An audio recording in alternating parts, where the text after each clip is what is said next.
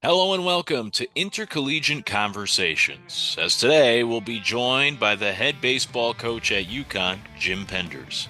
Jim played at UConn and has coached there since 1997. We greatly appreciate the time he provided to talk about his career and offer up some advice for others as well.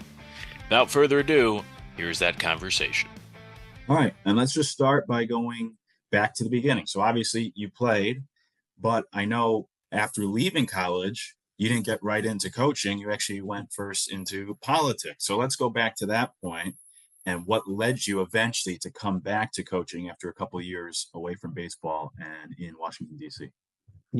Well, I had a momentary lapse of sanity and got into politics and saw the sausage being made in Washington D.C. for 2 years, and it didn't taste as good when I saw it made, and that's always been my stock answer. But no, I really I majored for whatever I always was a history buff and got into political science for just kind of fell into political science. Really enjoyed. I didn't come from a partisan family at all. Didn't have, we never talked politics. I still don't know if my parents are registered with either party. It just wasn't something that we spoke of. And yet I kind of was intrigued by it, loved Washington, D.C. and, and wound up moving there for 2 years, met the woman that I married and mother of my children, down there, worked for a U.S. Senator named Tom Harkin, who ran for president in 1992. He lost in the Democratic primary to Bill Clinton, but was a fantastic man. Learned a lot, enjoyed my time there, but had second thoughts toward the end of his campaign in 1996. Couldn't see myself, I could see myself becoming a speechwriter. That was kind of the path. I've always enjoyed writing and public speaking, and I thought I could do that. And I think that was the path that I was on, but something just didn't feel right about it. And I kind of fell into the family business. The line I use is from Godfather 3, just when I thought I was out, they pulled me back in, and something just tugged at me to get back into baseball. And I met with the athletic director at George Washington University, who was kind of a family friend, Jack Cavance. And he was kind enough to take time out of his day, and we had lunch together in DC. And he gave me the great advice of call back to the people that know you best. And I called Coach Baylock, my former coach at UConn, and talked to D. Rowe, legendary basketball coach. God bless him. May he rest in peace. Was a tremendous mentor for me, and he opened some real doors for me in DC, and then reopened doors for me in athletics when I came back. But Coach Baylock, kind of by happenstance, had an opening. Merrick Dubinsky, his graduate assistant baseball coach at the time, became the head coach at Brown. So he went from a GA all the way to become a head coach. And he had an opening on his staff. And I just happened to call on the right day, and really had a lot of luck. And, you need a little bit of luck too. And I had it. And he said, boy, if you're really interested in this, I think you'd be great. And why don't you come back up to UConn? And so I began as a graduate assistant, which unfortunately there aren't many graduate assistantships in coaching any longer. It was a really great avenue into the profession. And I got my master's degree paid for. I got a small stipend. I took a pay cut from DC. I wasn't making much in DC either, but took a pay cut to get back into coaching. And the rest is history. Spent 2 years as a graduate assistant, then became a full-time assistant. UConn made me the first full-time assistant baseball coach here in 98, I think, or 99, early 99 perhaps. And did 7 years total as an assistant coach. And now I just finished my 21st year as the head coach. So kind of just fell back into it. But it was a big part of my family history. My dad was a high school baseball coach in one place for 44 years at East Catholic in Manchester. Also coached basketball there, was an athletic director for a short time and phys ed teacher. My grandfather, Jim Penders, was a high school baseball coach, track coach, football referee. He was involved in athletics in Stratford High School, his hometown. There's a Penders Field in Stratford named for him, and there's a Penders Field in Manchester named for my father. So I have some big shoes to fill. But my uncle was a college basketball coach at a bunch of different universities. My brother was a high school or a college baseball coach. My cousin Tommy is a high school basketball coach. So it's the family disease, so to speak. Yeah, which is interesting. Anybody from Connecticut, as of course I am, knows your last name and knows your family history with the coaching throughout the state. Did you have that feeling growing up, or even when you were playing baseball, that you wanted to get into coaching, or it wasn't until you were already in DC, a few years removed from college, that you realized, that was kind of your calling or your interest? Yeah, I think it was, I was always drawn to it because my dad's my hero. I just want to be like my dad. And I tell every recruit that my why is that I just want to be like my dad. And I saw his life enriched by his former players and the relationships that he had with them. And I think that's really what was missing um, in Washington. I enjoyed what I was doing, but it didn't have you go down there with a lot of naivete and a lot, you're going to change the world. And, um, I thought maybe I could change the world a little bit better if I did it on a grassroots level, like my father and my grandfather did. And they're the richest men I ever knew, I'd ever known, in that they did have relationships with their players forever. I saw at my grandfather, I was 9 years old and saw my grandfather's wake, lines wrapped around the block of former players.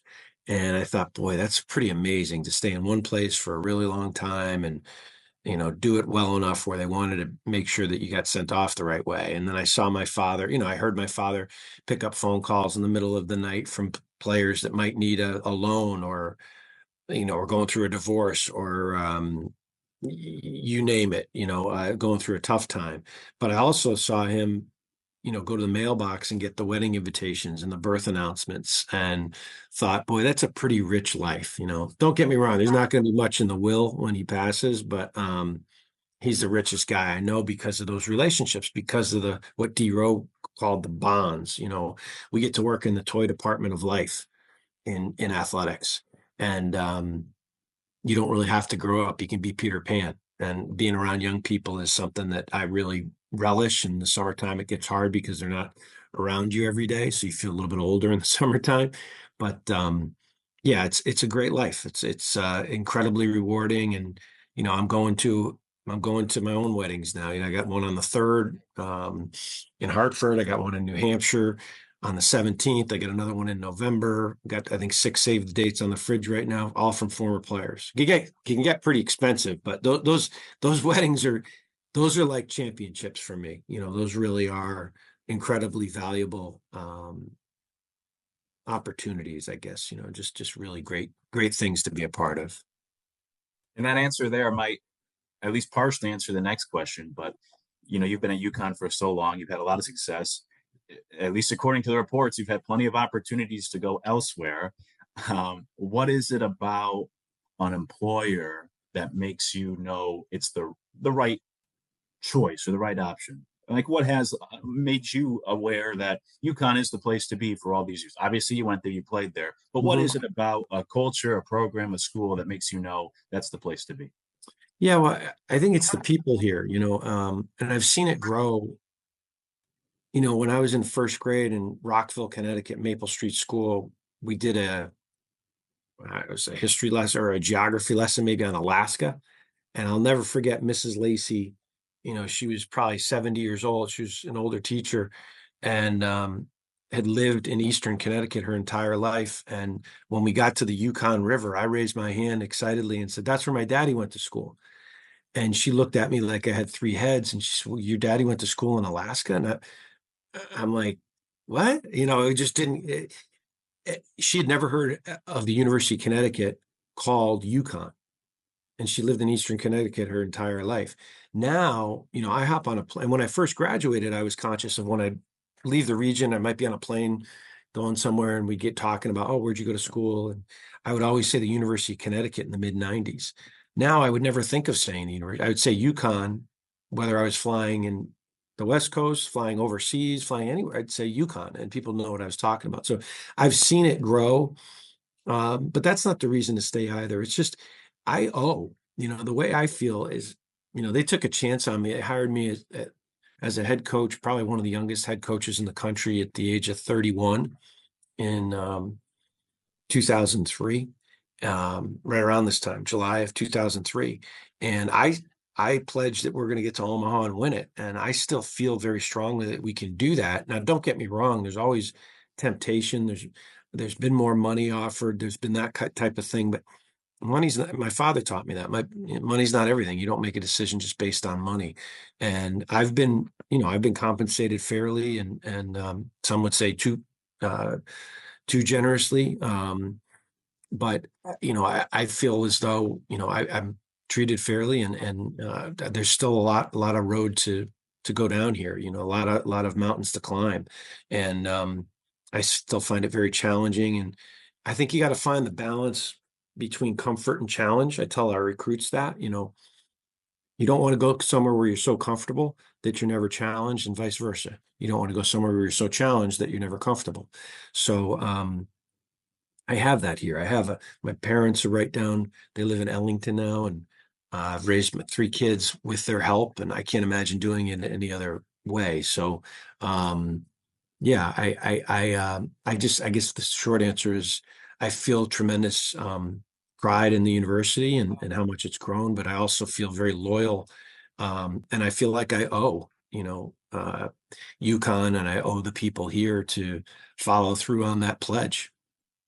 For coaches that are looking at opportunities, what has allowed you to have the success? Like, what would be your advice to another coach when they're looking at a particular opportunity, that if they're going to go to a certain school, the employer should check these boxes? Are there certain things that you would suggest to look for? Yeah, I'm probably the wrong guy to ask because I've been stuck in a rut here for, since 2003 as a head coach, but no, not at all. I think you have, I remember Jim Calhoun said something to me, or he might have said, I don't know if he said it to me or I read it. He said some really great things to me over the years, just some giving me some good advice. But I think I may have read this piece, and he was talking about when he was leaving Northeastern or thinking about leaving Northeastern, and Bobby Knight was a friend of his and said, you want to go somewhere where it's the University of something. That means that there's resources. It's the University of Connecticut, the University of California, Los Angeles. There's going to be resources there, and it's going to matter to people.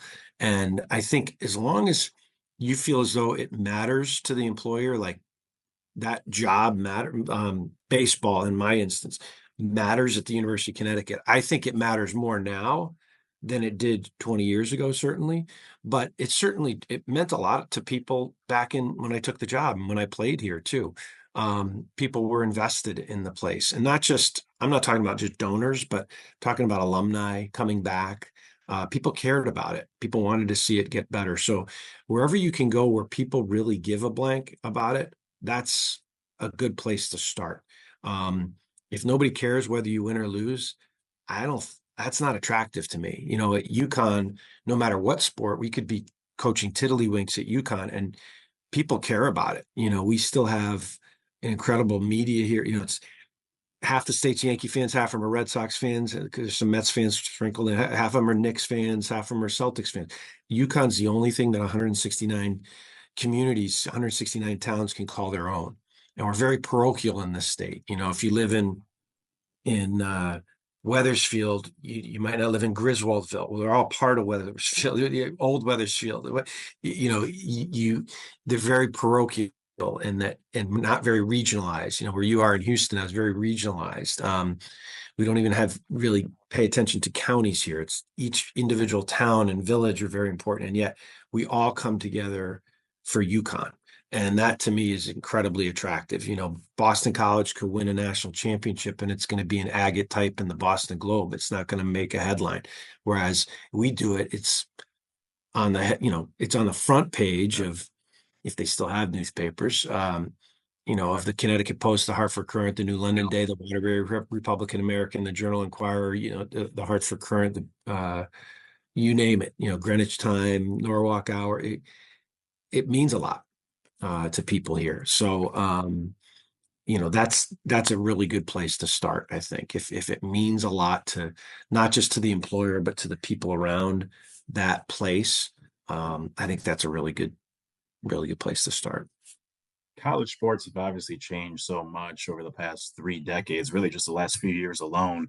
But from your perspective, moving away from even the X's and O's, as a coach, when it comes to maybe finding assistants, different priorities now, I mean, how much has the coaching side changed since you first began in college baseball to now? Have you seen a big difference in what it takes to be a college coach and to be successful? Yeah, no doubt. I think the X's and O's, that portion of the job is getting smaller and smaller and smaller. And um, something that I really have to remind myself, like, hey, get down in the batting cage. That's what you love to do. Don't be worried about filling out that compliance form at 3 o'clock when you can be working with your players downstairs or on the field. Um, there's just so much administrative stuff and a lot of CYA. You got to make sure that your butt's covered, and there's a lot of oversight, and I think those are all good things. Um, but yeah, I think the mental health aspect, understanding mental health of your student athletes is incredibly important nowadays, something that we didn't talk at all about when I first began. My father once said when he first started coaching, you could say three things to a coach, and that was yes, no, sorry, I screwed up. And nowadays, I'm grateful. Not every day am I grateful for this, but I'm grateful that I have to know why. The student athlete's going to ask why. And if they don't audibly ask it, they're asking it no matter what. They're always asking why. And you better be able to provide your why. Why am I making this adjustment with my stance right now? I better be able to explain why I think it's a good idea. And that makes me a better coach. So I think those things have certainly changed. I think, but if you get away from the X's and I'm fascinated by Gino Auriemma when we do a campus tour with our recruits. He's just an incredible coach, obviously a Hall of Famer. And as much of a big personality as he has, and he's a celebrity, he's famous, and he could get away with probably just showing up to practice, and he doesn't wear a whistle. He gets their attention in different ways. I'm not saying he could mail it in, but he could probably come pretty close to mailing it in and be very successful. And yet I am fascinated by whenever we go over and we see the gold medals and we see the nets on his championship trophies and all this stuff in his office. He's got a little putting green in there too. He's got a nice office. The thing that blows my mind is if you go and look at his desk, he's got little note cards kind of littered across his desk that are plays like drawn up, dot, dot, dot, pass here. You can see the players cutting and they're little drawings and scribbles. Like he's a mad scientist. He's still working at perfecting the offense or defense or whatever he's going to coach that day, maybe implement. He's still working at his craft, and I think I wish we could do more of that. So he always inspired to remember, like, hey, it's still coach. It's not counselor. It's not priest. It's not rabbi. You're still a coach. You're not administrator. You're not CEO. You're still a coach, and you're still a teacher. And that's really what it's all about. So I think it's a challenge to remind ourselves in this day and age to stay true to that vocation and profession, and don't get lost in all the other stuff, because there's a lot of distractions. I mean, between NIL and transfer portal, and you can bitch and moan about it, but it's the reality. We have to adjust. If we want our players to adjust, we've got to be able to adjust. So if that means I got to go sing for my supper and go to a fundraiser with velvet ropes and learn what a step and repeat is, that's what I got to do. And I don't have to like it, but I've got to do it if I want to be any good. Couple last ones. Let me put you on the spot. You've been around so many great coaches. You grew up with coaches. What's the best piece of advice you think that you've ever been given that has helped you be as successful as you've been as a coach? Be yourself. Whatever that is, be your authentic self, because if you try to be something else, they're going to figure it out quick enough, and it's not going to be effective. That is not as big a challenge as it was when I first started. And that's something I think young professionals need to understand. I had to kind of fake it till I make it. And fake it till I made it when I was initially a 24-year-old assistant coach. I was coaching guys that I played with, that I drank beer with, on the weekends. And It wasn't natural. And I wore my suits to work, before I change into my uniform, trying to put up kind of an artificial barrier, like, hey, that's coach now. I'm different. But now, I'm 52 years old. They look at me like more of a father than a peer, and it's much easier to be myself, and be comfortable in my skin. But I think the sooner you can get there, the better off you're going to be. Now, even as a young assistant, even though I might have put up those artificial barriers, like, okay, I'm in a suit and tie, so I'm not like a player. It was a reminder for me that I couldn't be a peer. I could be their friend, but I couldn't be a peer. And it was also a reminder to them, like, hey, don't cross that line. We can't be talking about your Thursday night out, when we're on the field. But now it's very easy. So I think Roger Bidwell, UConn Avery Point legendary baseball coach, told me that one time when I got hired. He said, "Hey, just remember, just whatever you do, be yourself. Be yourself. And if that's not good enough, you can go sell insurance or do something else." And then lastly, when AD now has Intercollegiate, this job board that is supposed to be the most detailed, that has the most jobs, or college athletics, the most information. For somebody like you, it's different. If there's a job and someone's interested, they're going to come to you. It's not like you have to go out and seek openings because of the success you have and where you are. But just in general, for maybe your assistant coaches or when you were first starting out, do you see value? And this is not a commercial, so you could speak frankly. Do you see value in a job board when it comes to college coaches, or is it more kind of word of mouth, networking, talking to people? How valuable would you see a job board for people that are trying to get into college coaching? Oh, I think both things are really valuable. You're always going to rely on some bit of word of mouth, but to have a clearinghouse of information like that, or a job board, so to speak, yeah, I think it's incredibly useful. If we spend so much time online, and today's day and age, it's like I think, especially for young people, to have that information at their fingertips is what an asset. I mean, I wish I had that when I was 22, 23, 24 years old. So I think, yeah, it's a tremendous resource, and why wouldn't you take advantage of something like that? And the word of mouth will always be part of it, but I think it's great that something comprehensive like that exists. A big thank you once again to Coach Jim Penders for his time and valuable insight. And thank you to you as well for checking out this video. We ask you to subscribe to our YouTube page so that you don't miss any future content or conversations. We also encourage you to check out intercollegiate.co, the most comprehensive job board out there for college athletics. In the meantime, life is just a series of hellos and goodbyes. And for now, we say goodbye.